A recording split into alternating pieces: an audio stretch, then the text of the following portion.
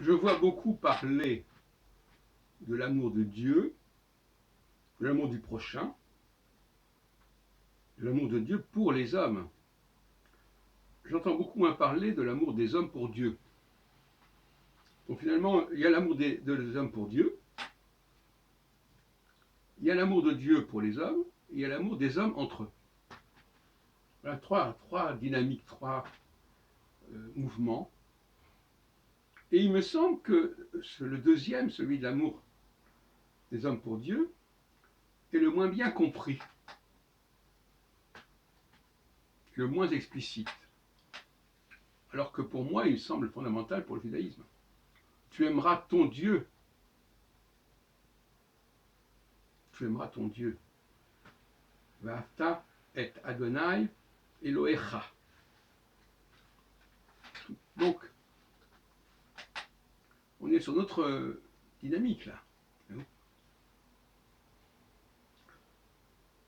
Or, pour moi, la théologie juive, c'est l'amour. Alors, en français, l'amour de Dieu, ça se comprend de différentes façons. C'est l'ambiguïté de la langue. L'amour de Dieu, est-ce que c'est l'amour qui vient de Dieu ou l'amour que j'ai de Dieu? C'est pas la même chose. Et je crois que quand on dit l'amour de Dieu, c'est l'amour qu'on a pour Dieu. Et constamment, c'est ce que Dieu attend, le Dieu des Hébreux attend de son peuple, c'est l'amour. L'amour, l'adoration, on appellera ce qu'on voudra. Comme un homme attend d'une femme qu'elle l'aime. Toute proportion gardée. Quoiqu'à mon avis, on est dans le même registre. Il y a l'amour de l'homme pour la femme, l'amour de la femme pour l'homme, et puis l'amour de l'autre. Bon. Revenons à notre sujet.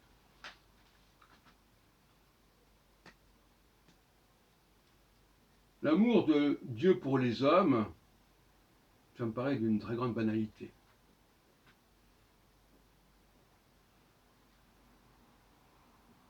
L'amour des hommes entre eux, également. Par contre, l'amour des hommes pour Dieu, ça me paraît extraordinaire. Ça me paraît étonnant. Et c'est beaucoup plus complexe. Parce que, paradoxalement, bon, l'amour de Dieu pour l'homme, on peut toujours dire, bon, ben oui, Dieu existe, il nous aime. L'amour de son prochain, oui, bien sûr aussi.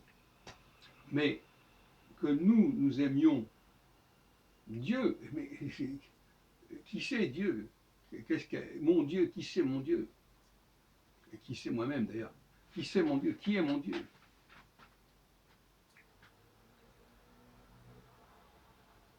Comment j'ai rencontré ce Dieu? Comment ai-je fait connaissance avec ce Dieu? That is the question. Or, quelque part, c'est de ça qu'il s'agit.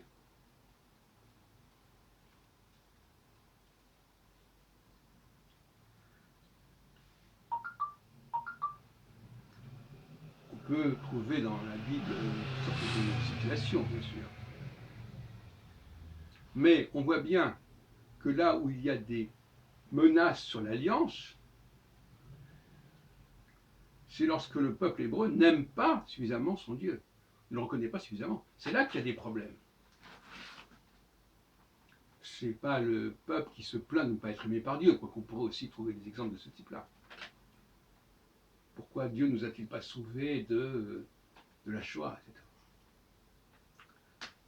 etc. Et attendre que Dieu nous sauve d'Égypte, nous sauve de Babylone, etc.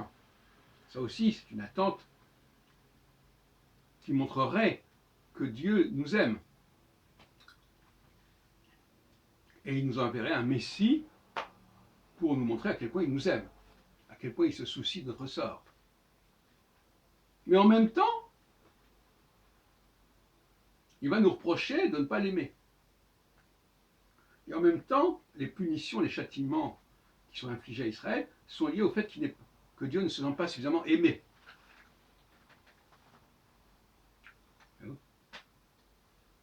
Donc, où est la question là? Est-ce que c'est Dieu qui n'est pas assez aimé ou Dieu qui n'aime pas assez les Hébreux?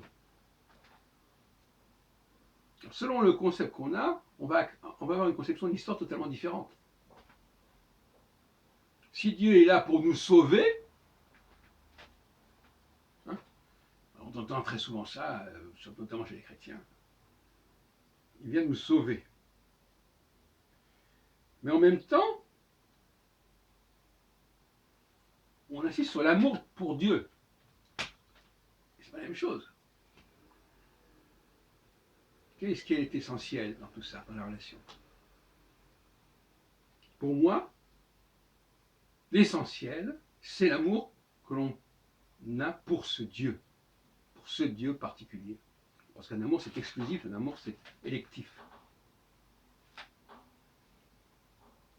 Et ça n'exige pas forcément de contrepartie. Donc, quand il y a une désobéissance, quand les dieux se sont trompés parce que les Hébreux ont d'autres dieux, adorent d'autres dieux, ça se comprend.